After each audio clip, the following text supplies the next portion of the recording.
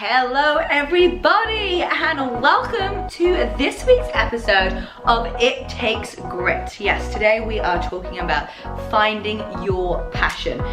So if you've not already subscribed to the YouTube channel, then make sure that you do. And also there is going to be some exclusive stuff on the podcast and the action steps from today's video. So make sure that you go and subscribe so that you get the full episode. I have got my two trusted psychics in the building again.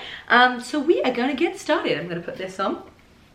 Let's get nice and comfortable here with everybody. And we are going to press play. Right, let's just get all this set up. I feel so technical with all this equipment around me. So let's go, guys.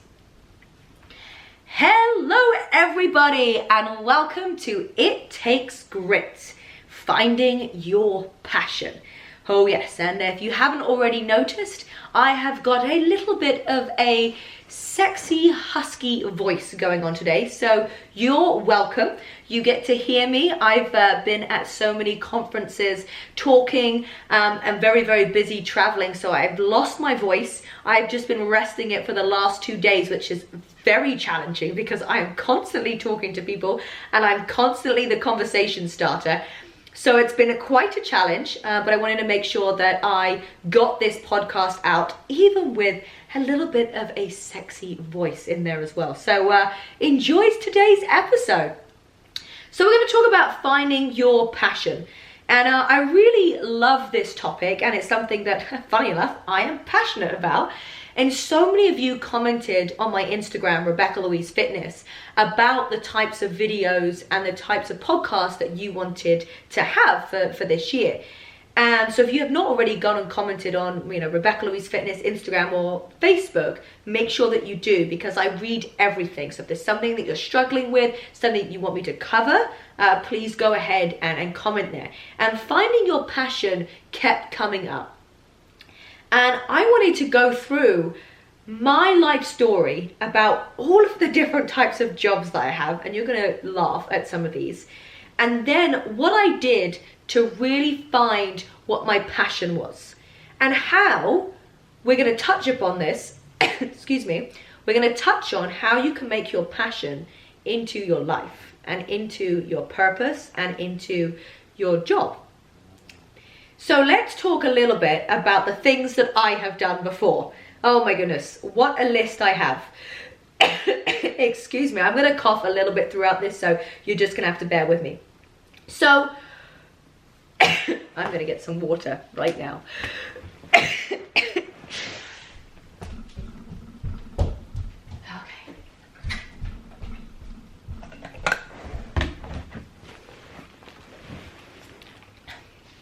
You see, this is real life. This is real life. I've just had a sip of water. I'll put this up here.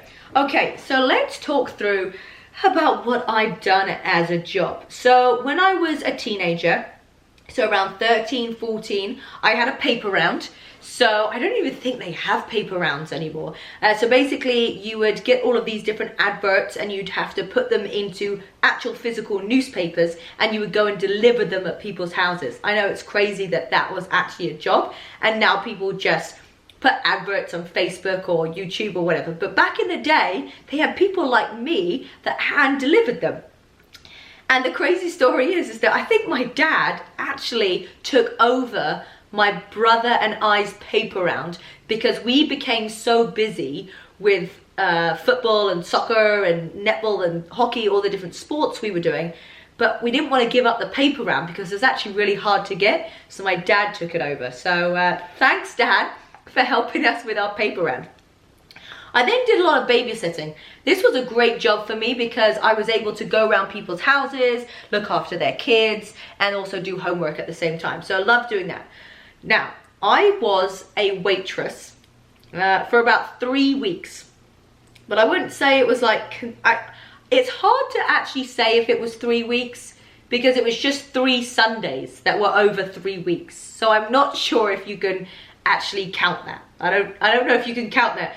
And I really didn't like it because my biggest fear in life is actually talking in another language. I'm a little bit dyslexic in English, and so pronouncing words in English is sometimes very daunting for me. If you've ever watched any of our vlogs or me introducing a hotel that we're staying at from filming the workouts, I have to say it a couple of times to get it right. And there's a great outtake reel of me trying to say this one name of a hotel, and it was just a nightmare.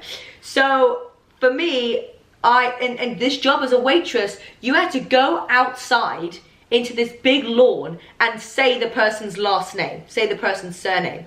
And that to me just frightened me so much. So I lasted 3 Sundays. So not really 3 weeks, I'd say 3 days. And then I worked, my dad works for a paper merchant, and I went and worked in a paper merchant for a bit, stacking ballot papers, putting pieces of paper in a shrink wrap machine, and I needed that work to be able to get me the finance that I needed to go to London when I moved to London at 19. So that was a really interesting job, working in a factory and putting bits of paper together and shrink wrapping it and stacking them. Not the most glamorous job. And then when I got to London, I did the TV show, which I speak about in my very first episode.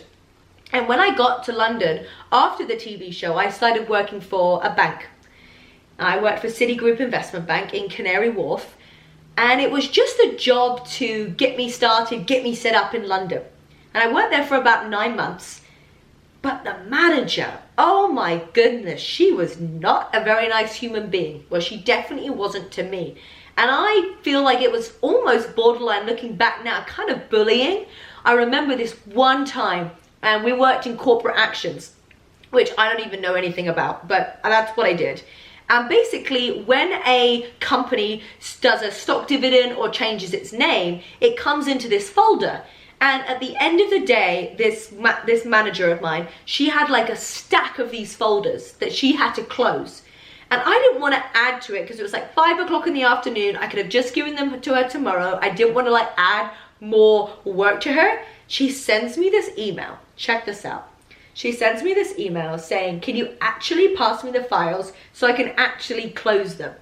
I'm like, wow. Bearing in mind, we worked like 4 feet away from each other. I was trying to be nice and it did not go down well. So worked there for a little bit. After I did there, I went and became a club promoter. I'd like you to look back at these things. Nothing is linking to anything to do with fitness right now, or nutrition, or motivation. I was waitressing, paper merchant, TV show, paper round, and now I'm a club promoter. Oh my goodness. Probably the craziest job I've ever taken because of the environment that I was in. And I speak about that more in the change of environment. A lot of drugs, a lot of drinking. And so go and listen to that episode. It's pretty crazy. Then I was in a girl band. Oh yes. To be honest, if I could sing, I would love to be in a girl band. And I was in a couple of girl bands, but they used to mute my mic because I was terrible at singing. But I was a good dancer and I was kind of a good face of the band. But I was not a singer. So I had like a passion for it, but I wasn't good enough. And yes, I had singing lessons and I did all that, but it ultimately wasn't what I was like, oh, like, I love it. No, don't get me wrong. If I could be in a girl band and be on stage and sing, I would totally do it. But I didn't have the voice. And I tried to have lessons and I still didn't have the voice. I did so many jobs in London. I did promotions. I was the backing dancer for different DJs. I was doing modeling jobs. I tried for acting things. I was doing a bit of everything. I was working with advertising agencies. I worked with this one where I had to collect leads for a tradesman's directory. I mean, like, I've had so many different types of jobs. And then I decided that I would become a pilot. And again, this is more in my first episode about how exactly I came to the idea of becoming a pilot, which you would never guess how, but go and listen to that one. And so I get to America, I'm doing my pilot's license, I'm excited, I'm just going from step by step, getting my private pilots, my multi, my instrument, commercial. And then I thought, can I really see myself in an interview for this kind of job? And I couldn't see it. I couldn't see myself. Let me have a sip of water. I could not see myself doing it. I couldn't see myself in the interview. So if you're at school right now, or if you're at college, and you're like, I think I'm doing the right thing in my major, like have a think about what it would feel like to be in that interview. And then I decided that, well, I think I knew deep down that it wasn't something I was going to do forever. It was just a challenge that I needed. And then I come to America and I start working on X-Hit. So X-Hit was the old fitness channel that I was on, that I grew to crazy subscribers. And at the same time, because they were paying me no money whatsoever, I was doing poker dealing. I was a scout for Playboy. I was never in Playboy. I never did any of that. But I would go up to Hollywood and go into the clubs and scout. I did promotions, so it'd be any sort of business, any company, whether it be like Jack Daniels, like Glicker, or it's any promotion for anything. Like I was one of those promotion girls. So all of these things that I've done don't really link up that much to what I do now. And I always had a passion for fitness. I was a South of England field hockey player. I loved working out. I loved team sports. I was sports captain at school. And the other thing I loved was being in front of the camera and doing like TV hosting, TV presenting, because I used to make videos with my brother when I was younger. I just didn't know that going to an audition to be on YouTube would combine my love of hosting and working out. I'm like, wow, my one talent in life is that I can talk throughout a full 28-minute ab workout or cardio, or give me the hardest workout, and I can talk the whole way through. I think I've created a special way to breathe. You know, with like singers, they have like a way that they breathe through their diaphragm. I feel like I've done that through workout. So maybe all of those singing lessons actually worked because it just taught me how I can work out and talk at the same time, just not sing.